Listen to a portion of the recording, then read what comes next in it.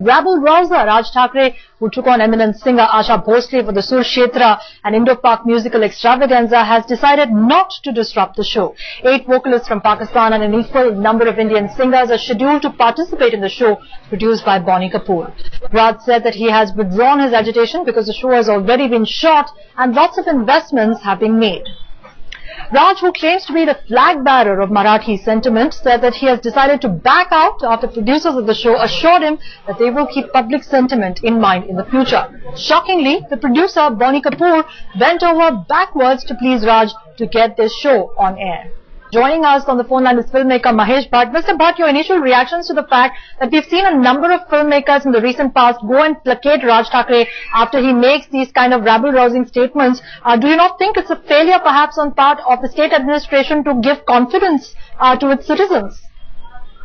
Well, undoubtedly, yes. I think with the law on my side, with the constitutional assurance that I have, I'm entitled to my right, to work with anybody, which is, my constitution gives me a right. When you have this kind of problems coming from extra-constitutional political parties, these groups, it does hurt you that nobody is from the establishment is standing up for you and taking a position for you. But I think, nevertheless, having said that, in this vitiated time, the politics of confrontation needs to be junked. And if you can convert your detractor to your point of view and kind of neutralize the hostility, it will perhaps make the air a little bearable. Because it is easier for us to say from the outside that the producer shouldn't have done this. There's too much riding. The producer is very vulnerable as he enters that phase where his product is supposed to hit the channels or hit the screens. So he needs to kind of neutralize the hostility because he loses on the hour by the hour. But the point that needs to be made is that I think the moderate voices need the support of the establishment because unfortunately there are very few moderate voices who stand up and speak for the rule of law.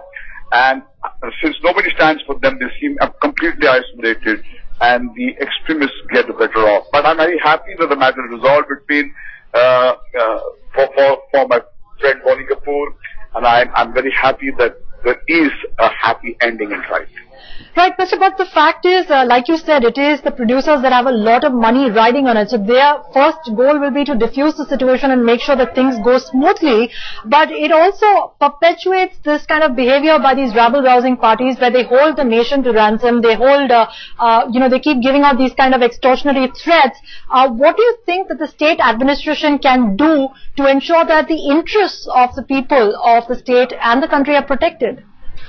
I personally feel that you said it because there is no denying that it is the inability of the state machinery to stand behind the independent producer or the channel in these trying moments that contributes to them listening to those who say that, listen, go to X, Y, or Z and kind of broker for peace.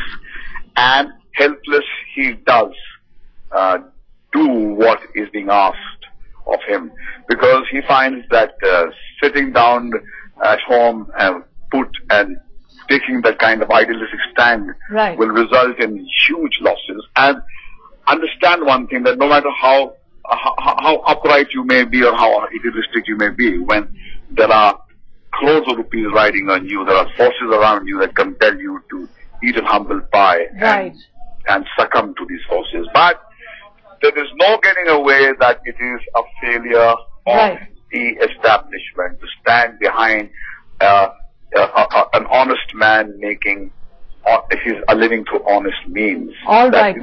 That's it. All right. Fair point, Mr. Bhatt. Thank you very much for joining us with your thoughts on Headlines today.